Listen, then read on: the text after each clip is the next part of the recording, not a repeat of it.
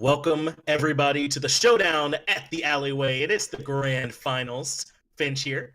I'm joined by JMac Tucker as we move into game one. Again, that's going to be between Team Tree and Ding Ding Slaps. And JMac, I can't help but root for Ding Ding Slaps with a name like that. With a name like Ding Ding Slaps, how can you not root for them? But right. they're gonna have a tough competition here against Team Tree. Probably the name that really sticks out to me the most on this squad is Lato. He has been part of the collegiate scene a long time, and always I see his face up on those amateur tournaments.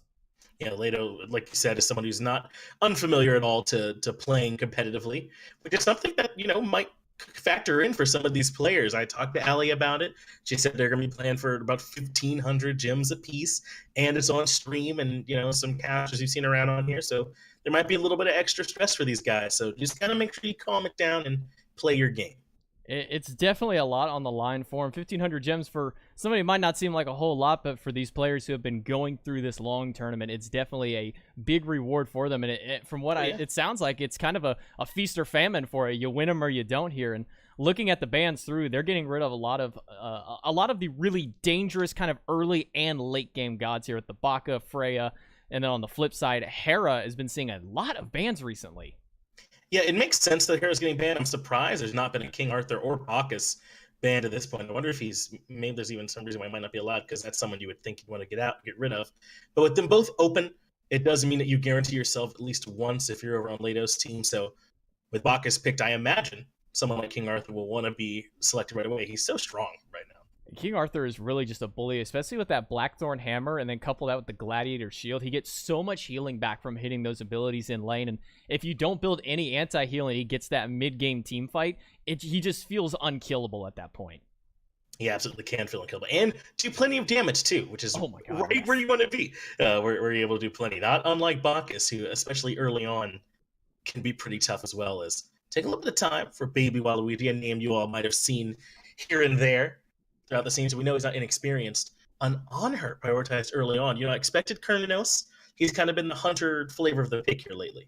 If this was any other hunter player and any other team, I would have said the same thing. But Lato is much like our collegiate grand finals that we had at Worlds. Both of those, both Lato and that, I can't get his name off the top of my head, but they are on her like mains. Like that is their go-to is the on her. They live, love, and breathe on her.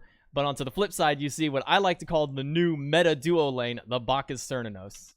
Yes, this is absolutely the build that you want, right? Or the god that you want right now, Kerninos in the hunter role. He's able to build the Runeforged Hammer, then go into that winter stance, and he's just doing a bunch of free extra damage to you as he stacks the slow on you in perpetuity. It can feel quite oppressive right now. Not to mention Wild Hunt is a great ultimate, and he's very safe with the Horn Charge. Right now, it just feels like he kind of has everything that you need. It really does. And one thing that I've kind of seen as a diversity with him is you see some players who rush that Runeforge start. They want to get the Cudgel level 1, finish their boots, and then go into it. But I've also seen people skip that and go into the Devourer's Gauntlets first, and then go into their boots and Runeforged after, which really, I guess, just comes down to how safe they think that they feel getting that survivability early versus that CC and extra damage. The Erlong Shen coming through as well to join this squad, and that's pretty good, right? When you can have the Bacchus, Kerninos, and the Erlong Shen in your first 3 picks. I imagine this will be Erlong over in the jungle for this team, and now what they have is early pressure just about everywhere.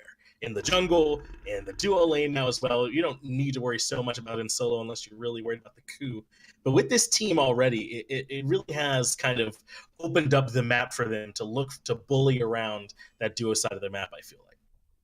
Going into a little bit more late game with this Scylla. We've been seeing Scylla as a popular pick in the minor league, specifically on SSG squad. I know that Chapo has been playing a lot of Scylla, and really the only thing I can think of is when you pick this Scylla, you are fighting 100% for that late game. You don't care about the early, and to me that seems a little counterproductive by picking up this on her who's all about the early and the mid game. Do you think that maybe this is just kind of that we need someone to help get us to that stage, so we got this on her? That's kind of what it feels like. Yeah, the on her can kind of bolster you through the early game. Really, so can Vamana too if they want to put him in the jungle. We've seen some of that, though we might be in solo here. So hopefully they can make it that way. It feels kind of early. There's still ways for them to pick a ton of pressure. even a hunter mid wouldn't hurt at this point if they wanted to do that and just guarantee they can bully the Scylla early on. As long as Granite can make sure that he can make it to that late game, though, then they should feel pretty comfortable with this Scylla. I'm looking at the bans here. RTO, fantastic ban for this team because a lot of their main damage and setup is going to be with those dashes between Erlong and the Bacchus. On the flip side, Raijin is one of the best mages in the game right now in that mid lane. He just feels like it just feels like it's so difficult to fight against him because of Raiju. It procs so many different items and abilities that just, Divine Ruin has become so prominent recently. He's able to apply that so easily. But if I'm looking over here at Team Ding Ding Slaps, they banned the Geb, but I was looking at either Odin or maybe even an Ares ban because none of these gods have CC immunity in their kits. No, they don't, and that might be one thing they want to look out for. I like the idea of banning this Wheelish, though, on this right-hand side, because that does mean that they can take out a high-pressure jungler, for one, if they don't believe it's the Erlong Shen going into the jungle, and one that could punish this on her. And it looks like they might have had the right call, too, as Najah comes into the jungle. So perhaps there wasn't going to be that the Erlong Shen in the jungle. He'll be going over to solo. And they're going to pair that with the Soul, who is even better than some hunters at pressuring early once she gets that heat stacked up. So I actually really like this pick into the Scylla. You know what's really funny is if this weren't Season 6 of Smite, you would pretty much know exactly where these three gods are going to be going with Bacchus, Erlong Shen, and Najah. But to me, I honestly don't see any three of these gods set in stone. Bacchus maybe a little bit more when it comes down to it. You could be like, okay, he's definitely more in the support role, though Jungle Bacchus or Solo Bacchus is definitely an obnoxious run through. But Erlong Shen and Najah kind of have that duality of they can kind of go either support or they can go jungle. Erlong can flex solo, but I think now with this Raven, it's definitely securing that this is going to be that Erlong Shen solo. Yeah, I think you're right. There is some flexibility here with this team, and with the Raven, it looks like a little bit more so that's going to be the Raven in the jungle, but it still can flex around. I think there's some options for this team. So I like what they've done so far to keep their options open, as they're still hovering on the Soul. She's not guaranteed at this point, but it's one that you like. I didn't get a chance to talk much about this Ganesh, though, that was selected right before they came here. He's considered a lot by the pros that I talked to, JMac, as a support that doesn't do a whole lot, but his silence can be pretty good into this Bacchus to try and interrupt a lot of what he wants to do. I think between the Bacchus and the Erlong, if he can catch the Ohm on the dash out of Erlong Shen or stop the Belch from Bacchus, that's kind of what you look at for that Ganesh. And another thing that he offers that some of the other supports with their knockups in a kit don't is that his is considered like a root/mini stun before he throws his target up with that remove obstacle. So he will be able to stop Bacchus two different ways with his kit. Sercat being hovered as this last slot. Certainly a jungler who can develop some pressure on her own, plenty of kill potential even if she's by herself. And it's not bad setup now that I take a look at it. Ganesh has a little bit of lockdown with the dash. Sercat certainly can with the last breath as well. Maybe that's the idea here, is to use this on her and the Sercat to get you through the early game. And they could be decent setup when you add the Ganesh for this Scylla. If you can get the Impale either into a pillar or just get someone against the wall, it's a real nice, easy setup for that Scylla ultimate, which it's been preached ever since Season 1 Worlds that one Scylla ultimate is all it takes to change a game, get that one reset, and it could potentially turn everything around. It's like a Kali. It's almost like a Kali with her passive reset. If she gets that, it's the same exact factor here with Scylla. But really, when we talk about Scylla, I mean, I'm a Monster is a great ability and everything like that, but when it comes down to it, I think Crush is a real ultimate. Yeah, Crush, it can feel that way at times, right? It can feel like an actual, like the thing that's actually changing the tide here for these games. But we're going to make sure that we get everything set up so we can move right into the action. Looks like we are being pulled right on into it as well, so we should be able to follow along and see exactly who's going to grab this very first victory. Again, Ding Ding Slaps and Team Tree fighting it out in a best of 3. Ding Ding Slaps, a name that I never thought I would professionally say on a cast. What a great name. Shout out to whichever player on that team came up with that. I'm a fan. I'm a fan of some Ding Ding Slaps. So I'm going to be rooting for them. Slightly. I unbiased. I stay unbiased as a caster. At least I try to. So even if I feel like I want them to win, then I'll try and stay away from saying it too much out loud. But we'll have a chance to see exactly where all these gods are going to be going in a moment. Looks like everything should be fairly standard as to what we were expecting. See if there's any variations in these early starts, because there are a few more options I think that are viable, especially in the mid and support, about how you want to try and start these games. And not only that, we've been seeing, at least I've seen only at the minor league level. I haven't really seen it with the console teams yet, and maybe we'll see it with the pros once that starts up this upcoming week. We've seen a lot of these mid laners waiting for those cooldown boots. They wait the 50 gold in base for those boots. To me, that just seems like they really just want that big power spike early compared to their opponent. That is part of what it is. I think there's also been some thought that the Totem of Coup is enough sustain if you can secure it regularly, that you don't have to worry as much about missing out on like MP5 that you can get from Mage's Blessing or some other starts. So the idea instead is that you rush these Shoes of Focus. You can be there to contest your red buff a lot better too if you're worried about getting invaded. Those two things really feel like the sort of big considerations when you're worrying about whether or not you want to go with the Shoes of Focus start. Not only that, we've also been seeing a lot of Talaria boots and Traveler shoes coming out from not just supports, because those are the ones we saw really commonly on last season was the supports, but now we're seeing the junglers and even the solo laners have been picking this up a lot more recently. Yeah, the Talaria boots, the movement speed, I think, is what's really just been important for those guys, prioritizing being able to get around the map a lot faster. And I think to some extent, the same type of argument that the MP5 just doesn't hurt, being able to have a little bit of extra sustain there too. So we'll see if that's what's prioritized. The boots are not coming out just yet. We are actually getting a Transcendence rush, it looks like, from Griffinage, which I'm a bit surprised. You don't see that as much anymore, but this is an aggressive Kurnos if I've ever seen one. Not to mention Baron 5 is also choosing to not go with a starter item. He's elected to go right into that round shield. And it's actually going to be the Kurnos mid. We were kind of thinking maybe it's going to be Soul mid, but Kern actually making his rotation into mid this time around. And going to try and put up the pressure against the Scylla, which won't be too hard. Scylla's early game isn't the strongest here, but looking into the duo lane, we do see the pressure is definitely in favor of the Ganesh on her. Yeah, and that's not something you'd be too surprised to see. On her is one that can have the pressure early on, but I don't think it'll last that long. Once the Scylla, or not the Scylla, rather, but the Soul and the Bacchus get their legs underneath them, they shouldn't really have a problem with the Belch, with the Heat passive stacked up, pushing back Leto and Kenny Alpha. Especially with that Belch, the anti-heal that it provides onto it, not super big early. It does knock a little bit off of their potions that they're going to be popping very early on. But also, once that lifesteal stance comes online, getting that Belch is really going to start slowing down, or any kind of lifesteal that Leto might go into. As you see, the Devourer's Gauntlets, the purple buff is stolen away there, and an aggressive jump in. And the spread coming out as well, but they shouldn't be able to get much more on the back end of it. It looks like they weren't quite on the same page about how aggressive they wanted to be there, but you already highlighted the most important part. That purple buff is stolen, and more importantly, the experience gain of Ding Ding Slaps has been pushed back here on the duo lane side. So they got to play a little bit more carefully, make sure they don't fall too far behind. And that's one of the big things we've seen a lot more recently, and kind of towards the end of Season 5, was that purple buff invade. If you can get that pressure in the first or second lane, in the mid, Beads already forced out of Griffinage. Failure by Design's going in. He's going to get the Sikkim, but they're blinking from Oswald. That was enough. Oswald comes in perfectly, and that's just enough to save Griffinage, who was absolutely looking dead to rights there to me. Had the beads expended already, and Failure by Design was right there. And how important would that have been if a Scylla could have gotten first blood here over a Hunter in the middle lane? That would have changed the way this whole early game was going to work. But instead, they turned that into a kill, and now a slow start for Scylla. I mean, that's massive getting that for them. And this Kurnos getting the credit for the first blood. He was supposed to be the one dying there, but instead he's the one getting the kill for it. That's going to spike him forward, and he's going to be able to get that Transcendence online much sooner than he was expecting.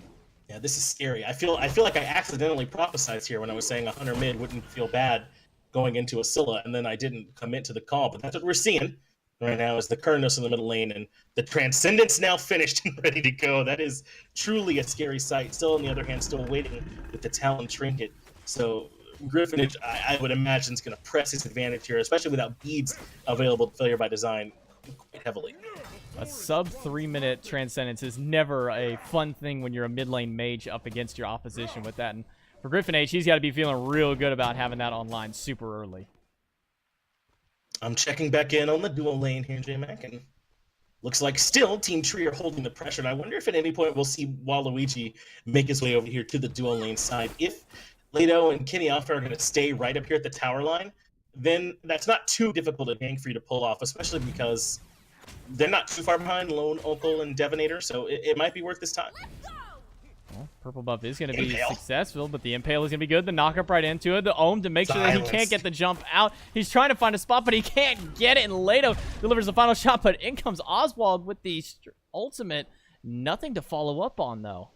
Man, that's how you just manufacture pressure. That's how you print it from a machine or something like that. Is you just or force your way over to the dual lane and just let Ganesh on her kind of do the things Ganesh on her does. The impale and the silence really left no options available for Devonator, and that sets up an easy, at least first blood for Team Tree, not first blood in the match, to try and give them some response here in duo.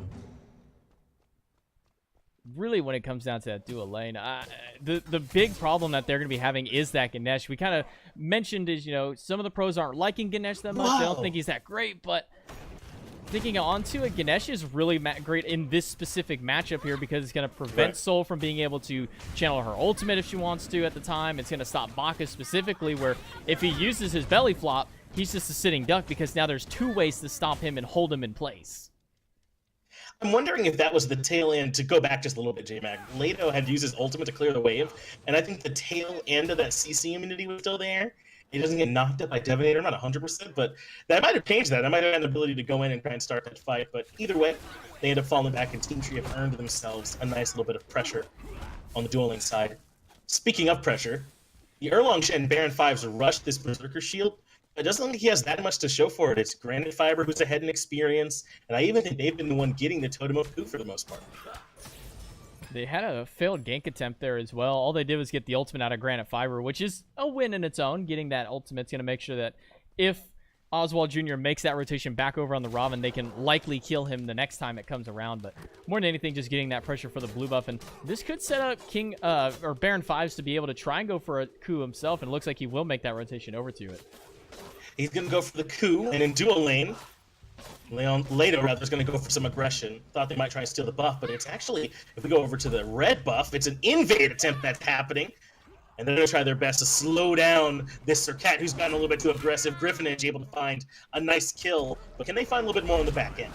Well, Griffinage is going to get knocked away by the Impale onto the bottom. The Desert Fury from Leto is going to be enough to connect it. Devonator still not level 5, trapped inside the pillars. Lone Uncle trying their best to zone them away, and the support will make it out, but they trade out 1-1, and over in the mid lane, Oswald's able to pick up the straggling Leto. But remember, this all starts with the aggression from Griffinage and Devonator to go aggress into that red buff onto Team Tree's side of the map, onto the Chaos side. So yeah, they end up trading away some kills, but that start off from the pressure from Ding Ding Slaps, allowing them to go look to try and strip away some of the farm from Team Tree. Oswald wanted to get even more aggressive onto failure by design there, but the great Ganesh Ohm is going to make sure that Oswald can't use any more abilities on the mid laner, and failure by design will go back to base. Pen Boots online for the mid lane Scylla. That's going to help a lot, not just the pen, but the mobility as well, to try and reposition away from Oswald, who's been a bit of a nightmare on the map so far. 1-0-2, he's been able to play efficiently. He's been able to set up for his team. He had that great blink play at the beginning. He really, I feel like, should be 2-0-1, but Griffinage got the last bit of damage with Bramble Blast. But you give full credit to that to Oswald. He's played very well so far.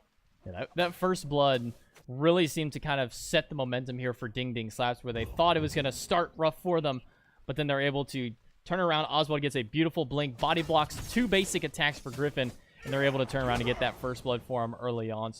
So far, the ball keeps rolling as the Oracle Harpies go down. Griffinage and Oswald team up and grab that, and Fair by Design has to continue backing up. The root's going to be good. Sentinel to get away from the Piranha Onslaught as well. I don't think they recognize Kenny Alpha's here over on the dual lane side. Naka goes back, but he has the Desert Fury available to give him a bit of CC immunity. Instead, now it's Leto taking a little bit too many pokes from Lone Uncle. He's going to drop down the ultimate as well. That brings Leto very low, and he gets in and finishes him off with an auto attack. But they trade it back 1-for-1. It's been very even, but Oswald won't let it in there. He's got the root. He's got the kill. 2-for-1. Supports getting kills for each other there, and over onto the red buff again in that zone. Griffinage gonna be hit by that. I'm a monster. Failure gets that one. No setup needed for this mid laner. They trade kills across the map, 2-for-3, but might want to be careful. Oswald's looking for something, but with no ultimate, I don't think Oswald wants to make too hard of a commit. I can't believe, to tell you the truth, that he didn't want more with the way he's played so far. Now 2-0-2, and really that engagement over the dual lane was crazy. It just felt like they were just trading, even without having an inherent advantage. I think it hurt them that they didn't know Kenny Alpha was still there. They might have been able to get that pick even cleaner if they'd had that information. But in the end, they end up getting a bunch of kills. Oswald, the one that keeps things moving in their favor. Ding Ding Slap's not letting his dual lane pressure go to waste. Lato's going to get a nice pillar impale onto Devonator, but that tanky box is starting to get his physical defense online and has those Traveler shoes for the extra mobility, so really didn't take a whole lot of poke there from the Hunter at this stage. Probably not going to take too much now that he's getting that Fizz Prod online. I'm taking a look at these charged JMac. It's only about 2,000 in favor of Ding Ding Slaps in terms of gold and experience, but we're also only about 10 minutes into the game, so having 2,000 to your name already and climbing is pretty good. Team Tree have got to find a way to stop sort of bleeding away this lead, to stop giving up red buff invades, to stop giving up these pick advantages. That way they can not let Ding Ding Slaps start to run away with this lead. We can even see that Griffin H hasn't even attempted to go for this Rune Forge yet. Instead, looking for their Executioner or the Kin Size, but most likely going to be that Executioner early on. Don't really see a reason to grab the Kin Size just yet. And surprisingly, we didn't see any Blackthorn Rush from Granite Fiber on that Vamana. We've been seeing that time and time again. And that's going to be the red buff invade yet again. Another thing they've made a point of to try and look for. Lato finds the Impale on a Devonator. He's been silenced by the Ohm, and that's an easy kill for Team Tree, and one they desperately needed to try and punish this repeated invade. And failure by design finds one more, 2 answers back, and just like that, things are much more even. Gotta be careful, though. Oswald's on the backside. Gold Fury's at half. Nobody spotted Oswald. They don't know that he's there. He's waiting for the moment. The Crush drop down. The pillars as well. Over the top. It's way too late. Nope. They get it for the side of Team Tree, but so many are low. Desert Fury is enough to keep Lato alive and get the rest of the team out, but blinking from Oswald. He's going to get the Piranha Onslaught and trade out one for that Gold Fury. Yeah, Oswald pulls out the mop and starts cleaning up. A double kill for him on the back end of the fight. 3 deaths overall, so they may have lost the Gold Fury, but they're going to get way more than that on the back end. The only problem is that there aren't a lot of camps for them to benefit from taking on this side of the map. They will get the kills. They will punish. They just have to settle, it looks like, for those back Harpies and then just pushing waves in lane. I'm really surprised that they didn't see Oswald there, as there was a ward at that mid-camp area on the top side of it, so surely they had to have spotted him come in for it, but maybe he was able to wrap and hug that wall just enough. But regardless, they're able to secure that Gold Fury, but at what cost? It was, what, 3 lives that they had lost for it? I don't really know if that's entirely worth it. No, I don't think so, especially not if they end up losing this Tier 1 tower on the back end. That's free 500 gold for the squad on Ding Ding Slaps, and if anyone's good at taking down towers, it's Izanami, and then it's also Soul with her heat passive. So those two can get it done. But this might be some trouble with Kenny Alpha rotating in duo. Lone Uncle, got to be careful, but Lato's going to jump in on Devonator instead, and the Stellar Burst right into the back of Lato's skull. The pillars are going to be dropped down. Devonator's going to get knocked up inside of it, but they're going to trade out support for the Hunter. Lato will fall to Lone Uncle. That was about as well as Kenny Alpha could have played that too, to at least make it 1-for-1 as their red buff gets stolen yet again, this time by Griffinage and his partner in crime, Oswald. But that time they just stick around a little bit too long. They had the Tier 1 tower they wanted and left. I don't think they had to necessarily stick around afterwards and just kind of clear the lane and stand around.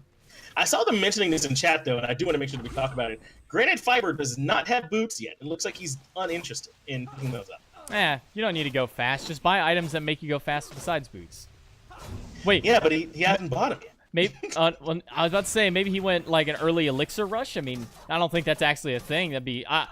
I've heard some people want to try it. They just spend the 1,500 off the start, buy the elixir speed, and then they never have to worry about buying boots. But one thing I've actually noticed is that a lot of solo laners recently, at least on the lower level, I can't say, you know, any of the pros are trying this, but they're just kind of ignoring boots for the time. They really don't feel that they necessarily need them, and they're just going for their defenses primarily first. Sure, and I definitely get the argument there, but on Vamana in particular... You really need him. It feels like you'd really want him, yeah. I mean, he's so good at sticking to these squishies. When he has the katana, he's able to get the slow before he goes up into the Colossal Fury Ultimate. We're talking about all this, but we might have to slow that conversation down while Luigi is lurking on the right-hand side. It looks like he actually doesn't want anything more from it. It is a level 13 Erlong, and your Granite Fiber Vamana with no boots is very far behind, so maybe that's the idea. And not only that, it's been widely regarded that Vamana is one of the best warriors in the game to stick to any god that doesn't have an innate dash or leap or something like that. And Soul is one of those primary ones where Vamana really kind of hard counters in that matchup because she can't get away from him at any point. And with that, I am kind of surprised we're not seeing those boots here just yet. Well, 3 members of Ding Ding Slap are in position for the red buff invade yet again, JMac, and they've already forced Baby Waluigi to jump away with that ambush. So they should be able to grab this very clearly. Griffin Age has it, but going in aggressively is Devonator. He's able to find a kill on Lado underneath the tier 2 tower. He is going to pay for it with the last breath coming his way. In fact, he'll certainly die to the tower, but not before trading his life and overhead kick. Very good ability, it turns out. Really good ability, as it turns out that you don't die if you use that ability. And Lado looked like he played that the best that he possibly could, which was he took the damage, he jumps into tower away from Oswald. Oswald ults on top, needs one basic attack from the ult damage in order to get the kill, and Lado impales him out of the tower, and Oswald's like, all right, cool. Well, that's all that I could do. I can't make that kind of commit now. And then out from the backside comes Devonator, just jumps over the wall, Intoxicate, and that's it. Oh, I think Granite Fiber might be dead over on the solo side. He gets taunted back in, but has Colossal Fury. That's just enough to keep him alive. I don't think Bear 5 committed quite as hard as he could have to that. But we also had to follow along with Oswald, who's gone to invade on the speed buff. He still had the blink available, was looking to see if he can find any kind of heal, as Baron does clean up that kill, but Oswald will fall to failure by design. Yeah, 4 players surrounding him. I was kind of hoping that Oswald wasn't going to be able to make it out of that one. And in fact, he is not able to. Lado, he didn't deserve to, did he? Lado jumps over the wall, gets the beads out of Griffin Age, the Desert Fury on top of him as well, but a beautiful Aegis will make sure that Lado was not able to confirm that kill. Instead, it's a last breath onto Lone Uncle. He's going to get in that Disapparate, and that will immune pretty much all of that last breath damage. Still aggressive, though, Lado. He wants a little bit more, but Griffinage has fallen back. The red buff has now spawned, but he might be stuck around Devonator, who forced out his bead. Wild Hunt comes down, too, no. So now there's no way out for him, but he's able to juke around long enough to jump back over the wall. Meanwhile, the rest of his team has the Gold Fury JMac, and it's very, very low. I don't think that Ding Ding Slap's recognized, but no, they do! Got it! Comes Griffin Age, and he steals it. No, Griffin Age steals it, not even with the initial, but the tick damage from Bramble Blast is enough to take that one away. Gold Fury stolen from Team Tree after such a great one earlier, and as great of a bait as they could pull, but Ding Ding Slaps takes it. Yeah, and unfortunately, that's entirely on failure by design, and we'll talk about that in a moment, unless this dual lane aggression continues. It looks like it will slow down. I mean, you got to still ult that one sooner. I know it might look like that one's clear and you have it, but when you don't have enough wards, you don't have information, your mage has to confirm it. The I'm a Monster was just too late. Yeah, even if not, I'm a Monster. Crush at this stage is going to be dealing yeah, somewhere around 550 to 600 damage, and there's no way that a Kernanos is going to hit that hard with any ability. But Lado just got double teamed so hard. It was, all right, I'm going to jump this jump, but there's another jump for your jump. Yeah, that jump in aggressively did not quite work out for Honor, as he ends up paying for it with his life. So now Ding Ding Slaps are not only the beneficiaries of a couple of kills, but also of a Gold Fury. And look how quickly this XP lead has ballooned out of control, JMac. 11,000 in favor of Ding Ding Slaps. And that is primarily in that jungle role. 15 to 11 for Oswald over Waluigi. And you can see exactly where it was starting to go up. It was right after that first Gold Fury was taken, and Oswald was able to get 3 kills after that Gold Fury. You see it start going back up after that short little dip. And ever since then, it's just been an uphill climb and an uphill battle for Tree to try and stop, but at 11,000 experience and 6,000 gold, it's getting rougher and rougher for him. And Granite Fiber's already had the Colossal Fury forced out on solo side. Now he's in trouble. Lone Uncle rotates over to the top side, and that's an easy kill for him. I'm a Monster is forced out by failure by design, but Oswald is able to brush off at this point. And that will slow down the aggression from Ding Ding Slaps for now, but I gotta think a Pyromancer is on the menu. Especially with that mid lane tier 1 now falling thanks to the hands of Griffin Age. Pyromancer for sure for the rest of the team. Everyone else on Ding Ding Slaps making that rotation through. Pyromancer will go the way of the blue side. Kenny Alpha just a little too late on that rotation. Dude, I can't believe we're seeing Aussie, but not Runeforged Hammer from this Kernanos. I don't buy it. And Kinsai's coming up next too. I wouldn't buy it with a $3 bill. I want Runeforged, and I don't want Aussie. I'm gonna say it. I don't know, dude. Wait, hold on. You got a $3 bill? I mean, if I did, I'd spend it here. As Griffin Age in the dual lane might be in some trouble. He gets knocked up by the leap, and Lado finds the solo, a true 1v1, the man fight, and the On Her comes out the better. Well, this is what On Her is made for, is that 1v1 boxing, and I'd like to think here that if there was the Runeforged Hammer, maybe he could have done something a little bit with it, but obviously he was kind of giving up lifesteal in that instance, but I mean, that's kind of the give and take with Kernanos is you have to use your your Frost stance in order to get the CC. But if you go with that and you don't go Devourers or something like that, you have to switch to your green stance to get the lifesteal, and then you're losing out on the bonus damage. Yeah, and that's what's so weird about this, right? Is that it's not as if he does want to be in the lifesteal stance because he bought the Aussie. So, like, I don't know. I feel like there's a disconnect. As Scylla's before to the I'm a monster, failure by design, ends up taking a ton of damage. Aegis keeps him alive and actually gets him away from Oswald's ultimate. So somehow the Scylla's meet it back out. And it's actually Devonator who's in trouble. Leto finds that kill, and Team Tree somehow get their mage out. Baron 5, he's just gonna turtle on out of there, and Oswald Jr. running back through the jungle. That fight looked like it was going in favor of Ding Ding Slaps, but sure did. For some reason, like, everybody inside the cage just kind of stopped attacking each other. Once those pillars came down from the Ganesh, it just seemed like all bets were off kind of on both teams, and failure by design, able to get that Sentinel off in time to get away from Oswald's ultimate, saves his life, and able to keep that one even, and instead turn it around. All right, JMac. I refuse to accept that this Wamana is not building boots any longer. We must have missed something. There must be an elixir on him. Is there some way in this UI I can tell? I'm going down to the player tab, but I don't see it. This just can't happen. I don't see it on him at all. I don't see it. I'm looking at his movement speed. It's 380, so he hasn't bought boots yet. He hasn't bought boots. He hasn't bought an elixir. He has no movement speed in his kit. Granted, when are you gonna buy the boot? Are we gonna have to make a betting game out of this?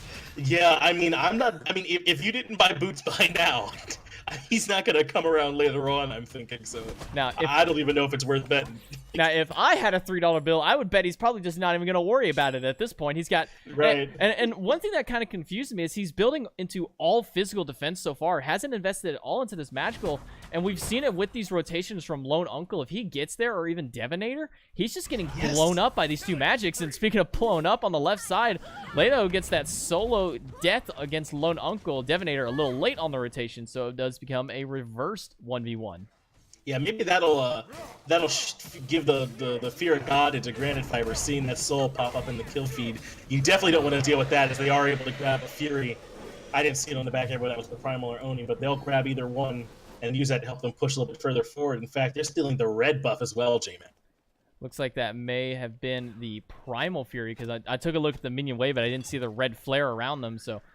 And actually, I can look I'm looking at the Fury, pots. Yep, the pot has been lit up on the first side, so that's the first Primal Fury of the game. Going to Ding Ding Slaps. That extra 5% on jungle bosses doesn't seem like a lot, but when you get that increased damage, and if they can get even one more of those, Fire Giant's going to be taken down much faster. That's right. Soon to be 7% once we get to 6-4 when that comes out, but you're right. Currently 5 in favor of Ding Ding Slaps right now, and it absolutely is a lot of extra damage, because the enhanced Fire Giant, once he spawns at the 25-minute mark, is pretty tough to take down. The lava pools are back now as well to have a little bit extra difficulty when you're taking them, so you want every bit of extra damage you can get, especially if you're not doing it as a full team. He's still not going boots. Granite, what are you doing? At least he's accidentally buying magical protection here, because he's getting, like, dual protection, so I don't know.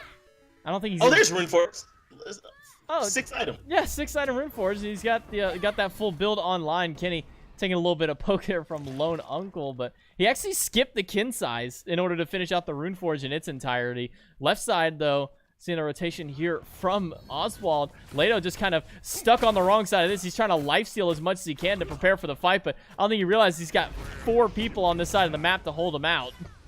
I can't believe Leto's made it this long. He hasn't used Bead or Aegis either, so he must know he's dead to rights. Oh, now he drops the Aegis. Oh. Once he's underneath the tier 2, obviously. The best time. That's when you want that to come out, so... Unfortunately, he takes his 8th spill of the game, does Leto. Look, popping your Aegis is just like wearing a striped sweater. It's good anytime. Okay. Right. The best time to wear it's anytime, yeah. Right. Well, Pyromancer's back up. Fire Giant's here. And it looks like this is where we'll have our next fight, is Waluigi, itty-bitty Waluigi, who's only level 15, must run in terror from Oswald, who's level 19 at this point. Ding Ding Slaps burn the Pyromancer instantly, and nearly full build for Oswald as well. You do not want to fight him right now. I don't think you want to fight most of this team here, as almost everybody's hit that level 20 mark. Just the 2 carries are a level down in the support, obviously, but they're playing zone duty. 4 players being held back by just Dev and Baron. That Fire Giant is gone. There was no chance for them to get into that. Absolutely not. And now they want Baby Waluigi, who can't find the jump over the wall. He falls to Lone Uncle early on. The own coming out from the Ganesh is good, but I don't think even this big baby can run away fast enough, especially not without boots, JMac. I'm losing it, as he certainly is going to end up falling unless he can make it to the dash. He's not gonna, no, he's not. That taunt comes through the dash on the back end. He might know. Oswald over the top's going to get him with the Mystic Rush. Failure by design into his Phoenix. This goes the rest of the team. Intoxicate did a lot of damage, and I'm a Monster not going to find a mark on Devonator. Well, 5 members strong, and you already saw what a Kernos and a Soul can do to a Fire Giant. I'm pretty sure they can do the same to structures as well. The tier 2 tower in left appears to be the target, and they will burn it down quite quickly. With only the Scylla Ganeshan on her still standing, Team Tree are going to have a difficult time keeping this left side Phoenix up. I think if Ding Ding Slaps go for it, they're kind of hemming and hawing. I mean, with the Fire Giant buff, I don't even think a tower stands a remote chance. I mean, Fire Giant can at least fight back. These Phoenixes and towers, they don't stand a single chance against these carries. I'm actually surprised that we saw Ding Ding Slap slow down here. And it looks like they are going to slow down at least for now and wait before they try and make their next push. There's still a tier 2 tower in right, sure. But I think with only 3 members alive and the lead that they have, they could definitely push down that Phoenix. Stripping out the jungle more than anything, just getting as much off the map as they can before they make this next push up. You see the red buff. They were looking for all of the buffs on that top side over there. They got the purple, but the red was already down during it, so they weren't able to steal it. That will be able to be picked up by Failure by Design, and they're going to need all the magic power that they can get in these next fights to try and do something to Ding Ding Slaps, because right now, they're looking nigh unstoppable. You know, I like this from Lone Uncle. I was going to say that I want some pen in this build, not just the demonic grip. But in a world where Granite Fiber doesn't seem that interested in building magic defense, I mean, this is fine, right? I mean, like, who cares? I don't know. I mean, I'm toxic. I mean, between the Hunter's Blessing, the double ring, and the boots, I mean, Lone Uncle is not only attacking fast, he's moving fast too. Granite Fiber, now there's no chance for you to run away from this soul. Like, Lone Uncle just presses 3 and just runs you down for eternity, and there's nothing that you can do about it because, one, you don't have your boots. That's probably the biggest sin that you have right now, but you also lack a pure magic defense item. You've only got maybe, what is this, like 25, 35, 30 prots for magic plus your base. Now he's going to get dove on by Devonator, and he's already at half HP. Yeah, from like a Bacchus. Hard to believe, huh, man? But that's going to be it for the Vamana, even inside Colossal Fury. Big damage from Failure by Design, though. That just shows you what a late game Scylla actually can do. So, like they're saying in chat, this is not entirely over if they can find a miracle ultimate from Failure by Design in one of these fights. But this right side is looking mighty tasty. Baron Fives wanted to save that tower, but right at the last like quarter second of the teleport, the tower dies. He's like, well, oh well, I guess we'll just push the Phoenix instead. Yeah, not a bad consolation prize, is it? As Waluigi tries to go in aggressively, but immediately pays for it. They do at least make Devonator fall, though, so it's a 1-for-1 trade, 4-for-3 in favor of Ding Ding Slaps. But it's Lone Uncle you gotta watch. He's got the damage onto the structure. Oh, that was the wrong target selection by Failure. He didn't go for the knocked up target. Instead, they're gonna lose that Phoenix, and maybe even their support. Oswald's gonna get one. Leto and Kenny both straggling to get back to the fountain. They're trying so hard. Oswald's trying to get it, but unable to secure the kill. Instead, it will be the Phoenix, and 4 players alive. There's no way they can do this. 3 of them are perfectly healthy. Yeah, they're going to have to fall back. But that's a good job to get that right side Phoenix. Remember, all of this has come off the back of just that one Fire Giant. They got all the tier 2 towers, and they got this right side Phoenix now, and the multiple picks as well. This has been a very productive siege, I would say, for Ding Ding Slaps, who are now 15,000 gold out in front. But actually, Griffinage might be trying to give some of that away. He takes the man fight with Leto for some reason and ends up falling. It doesn't matter how far ahead you are in that Kernos, unless it's like multiple levels. But when you're both level 20, even if it's a half of an item ahead, Honor has that extra penetration, and especially if you fight him in his own pillar, there's almost no chance you're going to outbox an Honor.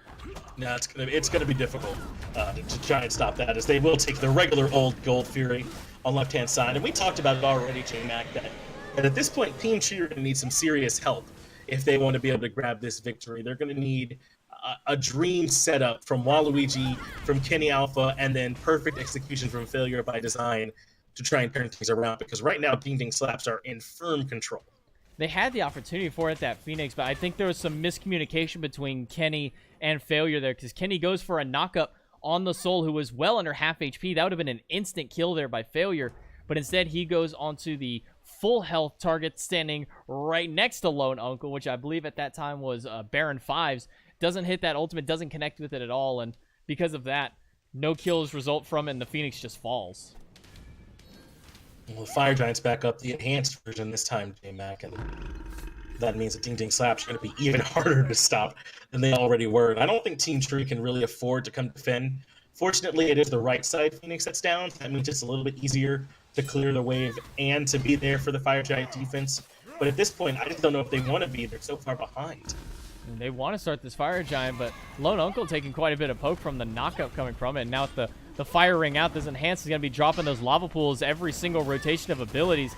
It's the swing, knockup, swing, rocks, and then swing lava pool, but it doesn't matter. Fire Giant has fallen. Ding Ding Slaps will get it, and Oswald erases failure. Yeah, even with that ultimate, there was no way Scylla was going to get out of there. And that's the win condition I've been talking about for Team Tree, removed immediately. I think Ding Ding Slaps should be almost disrespectfully aggressive at this point. Well, maybe not if they let Leto kill Griffinage again in a solo for no reason. It was a much closer attempt that time. Griffinage actually aegis out almost the entirety of Desert Fury, but again, it doesn't matter. It's an on her. He wants to box you. Because of that, they're now down one of their carries for this Phoenix. Lone Uncle is enough of a Phoenix healer in his own right, but now it's a 4v4 as opposed to a 4v5. Yeah, and look, Oswald's not even here for this push, so they can't be serious about committing to this just yet because they don't have all 4 members here. They've made this an easier for defense for Team Tree than it needed to be. A situation where they had a tremendous power play and it's cost them. So, you know, a little bit, not entirely clean from Ding Ding Slaps, but you know, no harm, no foul if they can still find this with Soul building up that heat. Well, they are shredding through that mid lane Phoenix. It's still standing for the moment. Hasn't fallen just yet. Finally will, but they trade it out. Devonator will be taken down. Granite getting the kill for that, and maybe even Baron 5's as well as he's trying to run. Leto's going to jump right in. Doesn't even need that impale. Able to take him down. That's 2 for the Phoenix, and might be a 3rd, but Granite Fiber again, barely getting his boots online. Yeah, has a hard time keeping up with the Soul, believe it or not, there, JMac, without having a full movement speed available to him at this point. If I sound pained, it's because I am, as Desert Fury isn't quite enough to keep up with Lone Uncle. Failure by Design, though, is able to find Oswald. Looks like he was trying to force the issue on the right side. Phoenix wants to respawn, but couldn't find it. Oswald just making sure that the rest of his team able to get out of there. He knew that he was dead to rights and survived way longer than I actually thought he would with as many people around him. But Leto continued to push up this mid lane. Wow. Probably needs to recognize that he can't go up against 2 of them, maybe just 1, but definitely not 2 at the time. Lone Uncle going to throw out that stellar burst and try and put some poke, but Leto's going to hit just maybe a little bit harder on his basics. I think he recognized he was at least keeping the only 2 who were up busy, and that meant his team was free to try and find what they can across the map, but he's going to pay for it. The Supernova hits multiple times. That impale was really nice, but it just wasn't enough. Lone Uncle gets the kill on a rampage now. 5-0-7 on the Soul.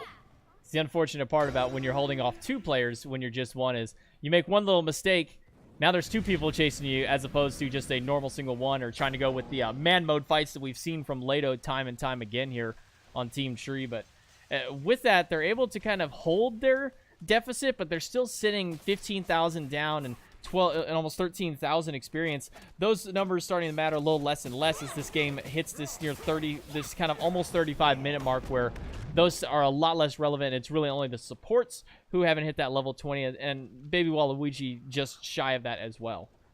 Right. I think you're right to point out that the experience is irrelevant at this point in the gold, fast approaching it. We're going to be looking at potions soon before anything else as these last 2 items get sold. Granted, it still has the Warrior's Blessing and the tier 6 still being worked on for Waluigi, who went with the Lonos. But we'll talk about all that in a moment. As the Dark Pillars have been dropped in the battle into the Phoenix can commence. They have taken down Firebird, but it cost them the Soul. Lone Uncle takes a spill early on. Ding Ding Slaps need to take this moment to fall back. Granite Fiber is going to get hit with that cursed Ankh, and that's going to cause him to back off. But Devonator left all alone. Baby Waluigi trying to get into him, but Griffinage is here to try and help him out. Devonator taking a little bit of time to get out of there. He's going to pop that sprint. He's not going to get hit by the slow. Baby Waluigi needs something, but he curses into it. Devonator is still going to be slightly effective, but not very much for it, as now the minions are starting to pour into the Titan, dealing damage. Devonator will fall. They're trying to go for a big fight here. Failure by Design, not going to get it because Oswald smacks him down. kills them before the ultimate can even connect. Now they might have stuck around a little bit too long. It's good if they can stop their backs. They have minions threatening the Titan, but it's not enough minions for them to win the game. Leto gets Oswald Jr., and now with only Baron and Griffinage up, Leto and Kenny Alpha have a chance to do some serious damage as long as they can trust Waluigi to clear those minions off the Titan. But that's the thing, is he bought that Lana, so his damage has been reduced right off the bat, a flat reduction of his damage, so not able to clear it as fast as he wanted, and those were fire minions too. Now it's going to do a lot to that tower, and I believe that was an Oni Fury that just got taken down? Yeah, I think so. We should be able to tell in a moment if those minions are buffed up. That would be the telltale sign, but it was Griffinage who was over there, not really with the rest of the squad, to make sure that they secured it. They do have 2 ticks of the Gold Fury pot to this point, so it might have been the Primal. Yeah, it looks like it was the Primal. I took a look at the pots on top there, which is a great little addition, so you can kind of tell if between, and then you can also see now with the red bar filling up, it will be an Oni Fury next. And that Oni Fury, if they wait this 5 minutes out here, you know, Fire Giant has respawned. If they wait the full time for it, it's possible that that Oni Wave could be the thing that ends this game out. As Oni Waves already destroy towers on their own, but if you give Oni Waves to a Fire Giant wave, or any kind of Fire Minion waves here, those are going to do work. I don't think any of those minions, besides maybe one Brute, would die in an entire push. No, it'd be very, very difficult to be anywhere else on the map while also defending off those buffed up minions. So Team Tree, they're kind of showing some signs of life here, right? They're winning some fights, they're forcing Ding Ding Slaps to overcommit, but they're kind of running out of time, I think, to be able to slowly whittle away at them. They've got their Titan exposed, the mid Phoenix is low, and the Fire Giant's going down in favor of Ding Ding Slaps. And things are going to get tougher and tougher for them. Fire Giant finally falls down. That's the third one, or I'm sorry. Yeah, I believe that's the third one now for Ding Ding Slaps, as Granite Fiber left all alone. He's got his Boots 3 finally finished, but that's the Colossal Fury instantly forced out of him. And now Leto has to jump away, but he's not going to be able to jump too far, as right on top of him was Oswald. The crush off the mark, and the ultimate not going to do anything for Leto as he gets destroyed by Oswald. Yeah, don't forget, overhead kick also does damage on top of making you immune to everything. So it's a pretty good ability. Mid Phoenix now going to be the one that's being targeted and should fall down quite quickly as Lone Uncle has this heat built up. Mid Phoenix will certainly fall. And with 2 Phoenixes taken down and only 4 members up, Ding Ding Slaps have a great chance to just try to take this game. They've got plenty of damage. They don't even have the Supernova from Lone Uncle, but I don't know if they need a Titan. Below a quarter HP, Titan done, and Ding Ding Slaps take game 1. There was really no defense they could have had for it, even with Baby Waluigi having ultimate, with the Scylla ultimate not hitting any target, and Kenny Alpha using his ultimate at the Phoenix. They had no defense for it. For me, that was an instant call for Ding Ding Slaps, as, hey, there's no pillars, there's no Colossal Fury, there's nothing. Go right on this. Yeah, that was a bit rough from Team Tree, and it started just from early on in that game, didn't it? Granite Fiber was useless is the only real way I could think to put it in that game for them, and they couldn't really maintain jungle competition either. It was all Oswald all the time in the jungle. Baby Waluigi couldn't quite keep up. So when you're that far behind in 2 critical roles, it's no surprise that Ding Dings look this good. It looked a little positive there for Tree kind of earlier on into the game. You know, they were able to get that Gold Fury for themselves, and it felt like that was going to be like their big comeback for it. Is we were losing, but we got the Gold Fury. It's going to give us what we need to come back in here. And then Oswald Jr. starts the train rolling for Ding Ding Slaps, gets that big slapped onto him, gets a double kill, ends up getting 3 total with the help of his teammates after the Gold Fury, negates anything that did from it. And really, for me, that was the turning point of the game, was at that 10-minute mark, that Gold Fury being you know, in Tree's favor, but Oswald just saying, it doesn't matter. Yeah, I think they got 3 kills on the back of that engagement. So you're really right, and the tier 1 tower and duo, if I recall correctly. So much of that went in favor of Ding Ding Slaps afterwards that it ended up costing Team Tree a little bit too much. And you can just see from these post game stats, right? You can see it in terms of damage. Look what they got from Waluigi compared to what Ding Ding Slaps got from Oswald Jr. I mean, it's 3 times as much. It's so hard to keep up with that kind of production and lack of production on their own side. It really just feels like once that mark hit and once the ball started rolling for Ding Ding Slaps, anything that Tree did, no matter how many times Leto got that solo kill onto Griffinage, no matter how many times he took those man fights, it was just never enough. And then Ding Ding Slaps baiting them all the way to their side of the map while their Titan is being pushed down by minions. I think in this next game, Team Tree really just needs to kind of pull themselves back together and really kind of get their heads out of their butts this time around. And I think Granite, I think that Granite might want to build his boots a little earlier as well. It might help him get into the, it might help him get in these fights and be able to kind of help do something with his team, because between the lack of boots, the big thing for me was also the lack of true magical protection against a Soul and a Bacchus. Bacchus, maybe not as much, but Soul 100%. You've got to have some kind of protection against that god. Yeah, Lono was able to have a very good game, but that is only game 1 JMac. A potential chance for us to go all the way to 3 games, but that's only if somehow Team Tree can force it by winning this second game. We got to give these players a chance, though, to get everything ready, to get prepped, take a bit of a breather before they move into the second game. And we'll take a bit of a moment, too, I imagine, JMac. Yeah, you want to take a quick moment so we can get everything ready for that next one? I feel good about it. I think so. I think we'll give these players just a moment to get their lobby set up, and then we'll cut ourselves into game number 2. Remember, it is a best of 3, and it's 1,500 gems a player up for grabs.